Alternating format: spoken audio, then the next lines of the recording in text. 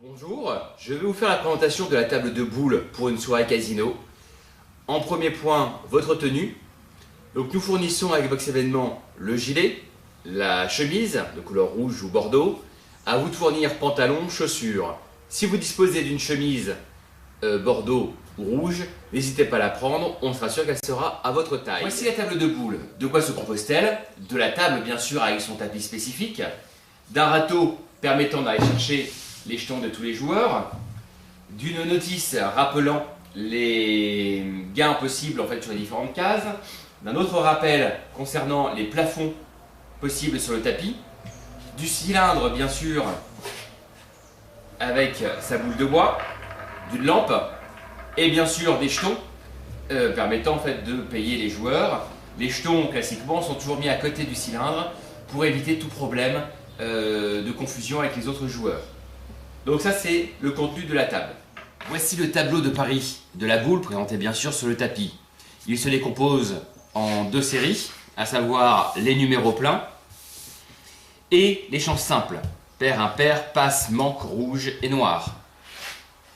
Sur les numéros pleins, tout pari va ramener 7 fois la mise. Sur les chances simples, ça sera une fois la mise. Comparativement en fait à la roulette, on ne peut pas jouer sur plusieurs numéros en même temps. Ça, c'est pas possible. On ne joue que sur le numéro ou sur les chances simples. Une chose importante, c'est que le 5, si la boule tombe sur le 5, en fait, ça va annuler toutes les chances simples.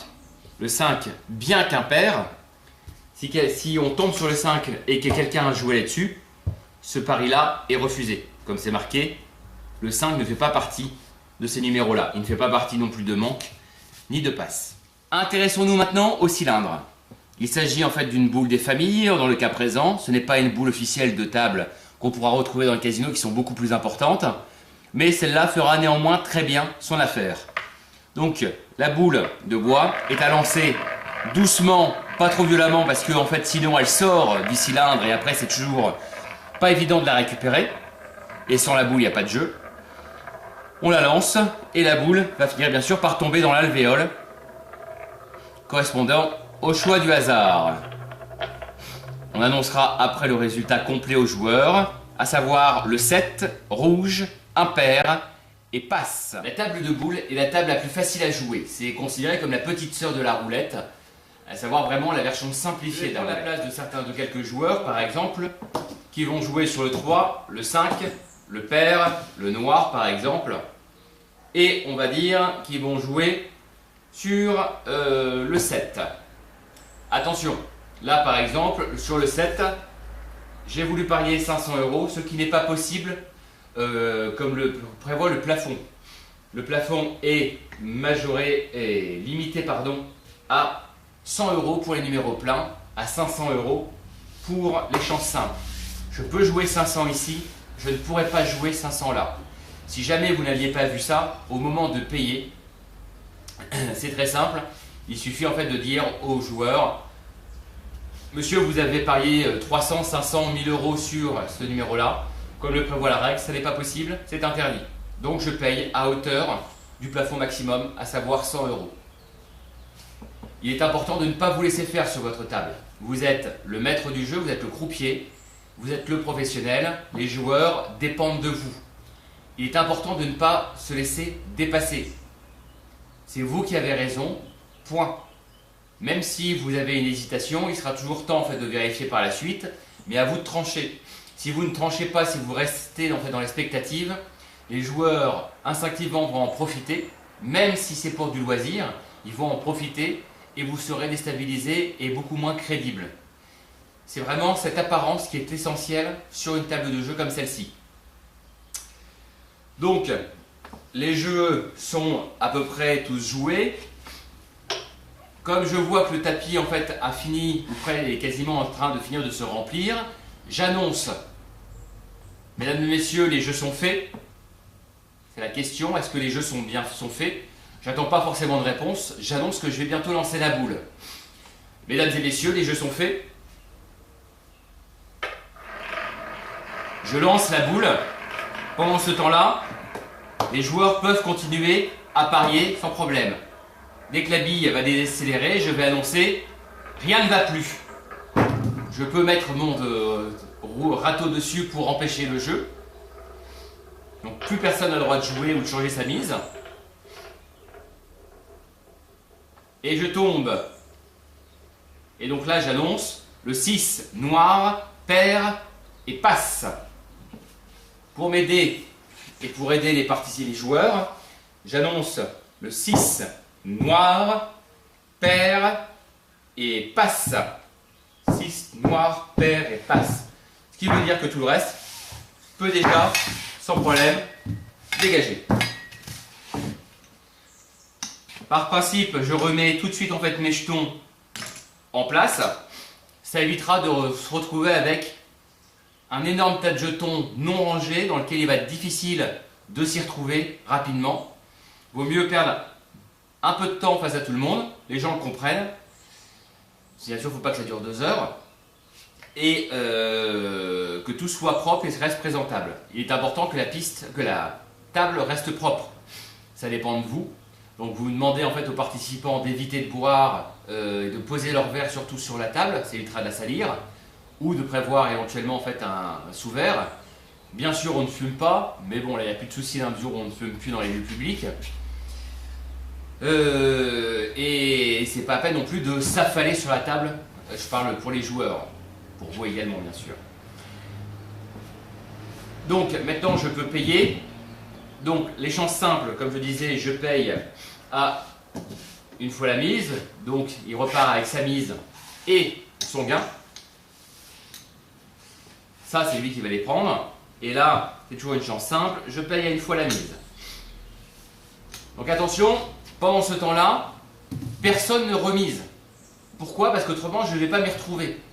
Je ne saurais plus qui a déjà joué, qu'est-ce que j'ai déjà payé, qui est-ce que j'ai déjà enlevé, je ne sais plus.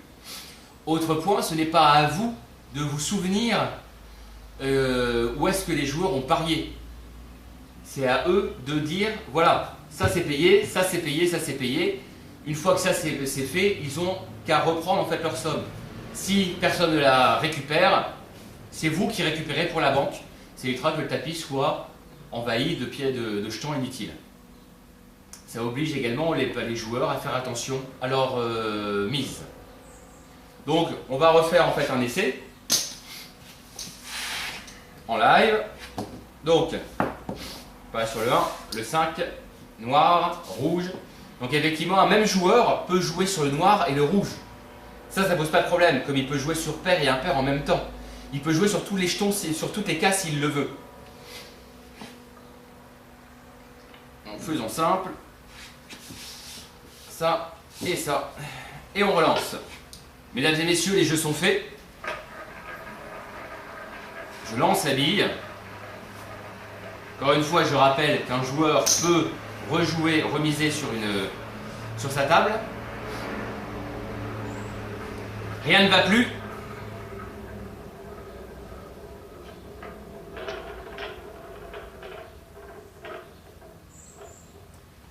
Le 5. Le 5 a cette particularité d'annuler toutes les chances simples. Il n'y a que ce numéro-là qui gagne.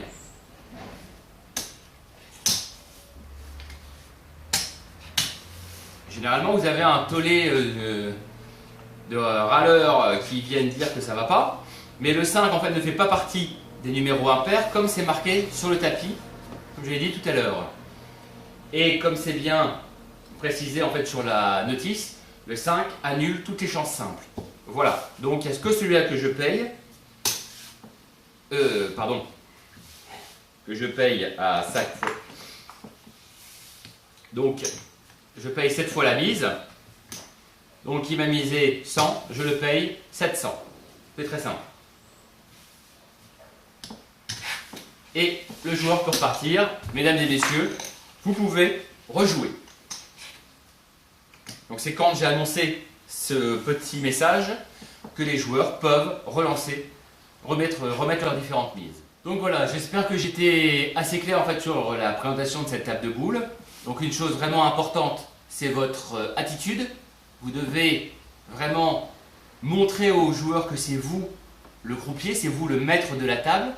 Il n'est pas question en fait qu'on vous contredise plus que ça. Bien sûr, vous gardez en fait un aspect amical et convivial avec les participants, mais vous devez garder une légère distance pour rappeler que c'est vous vraiment le maître. Autre chose importante, c'est votre tenue. Donc de toujours garder en fait une tenue qui soit correcte, pas débraillée. Je ne veux pas avoir un pli ou un truc qui est mal mis. D'accord ? Ça, quelque part, ça ne va pas. Il faut vraiment se rajuster régulièrement. Pensez à ne pas lancer la boule trop fort parce qu'elle peut sortir très facilement. Enfin, assez facilement, nous dirons. Rangez vos jetons régulièrement. Gardez votre table propre.